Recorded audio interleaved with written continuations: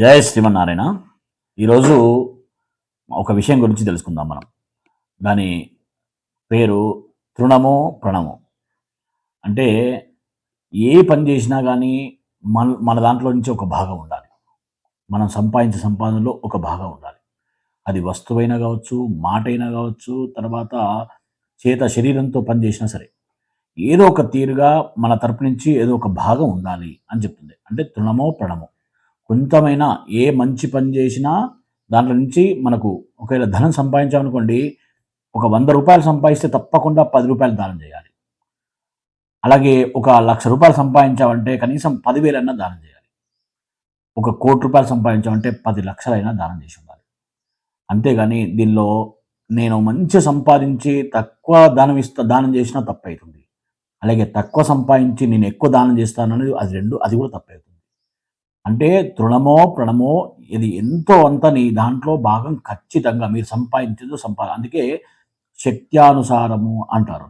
అంటే శక్త్యానుసారము అంటే మనము ఉదాహరణకు కలశాలలో చూసుకుందాం. కలశాలు అంటే మనం పెట్టుకునే పూజా కలశాలు ఉంటాయి కదా అవి. దాంట్లో 5 రకాల కలశాలు ఉంటాయి. ఒకటేమో మట్టి, 2 రాగి, 3 ఇత్తడి, 4 వెండి, 5 బంగారం. దీంట్లో నీ శక్త్యానుసారం అంటే నీకేం శక్తి లేదనుకోండి మట్టి కలశం పెట్టుకోవచ్చు.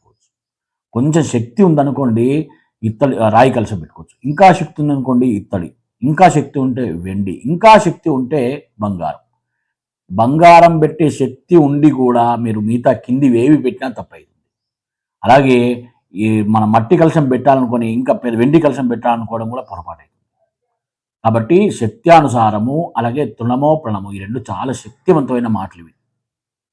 ఇప్పుడు నేను ఏదో ఒక మంచి పని చేస్తున్నాము, ఆ పని చేస్తున్నాను అంటే మీ తరపు నుంచి ఏదో ఒక తృణమో, ప్రణమో అది ఉదాహరణకు నేను గోశాల చేస్తున్నాను. నా వంతు గట్టిగా సేవ చేస్తున్నాను. నా వంతుగా మీ వంతుగా తృణమో, ప్రణమో ఎంతో అంత అరే మంచి పని చేస్తున్నాడు, గోవులను పోషిస్తున్నాడు అని చెప్పేసి మీరు ఇంత గడ్డి ఇవ్వడమో, లేకపోతే దాన ఇవ్వడమో, లేకపోతే తవుడు ఇవ్వడమో, ఏదో ఒక తీరుగా లేకపోతే వచ్చి గోశాల శుభ్రం చేయడమో, లేకపోతే మన గోశాల గురించి మంచిగా ప్రచారం చేయడమో, మీకు ఏది వీలైతే అది తప్పనిసరిగా మంచికి సపోర్ట్ ఇవ్వాలి.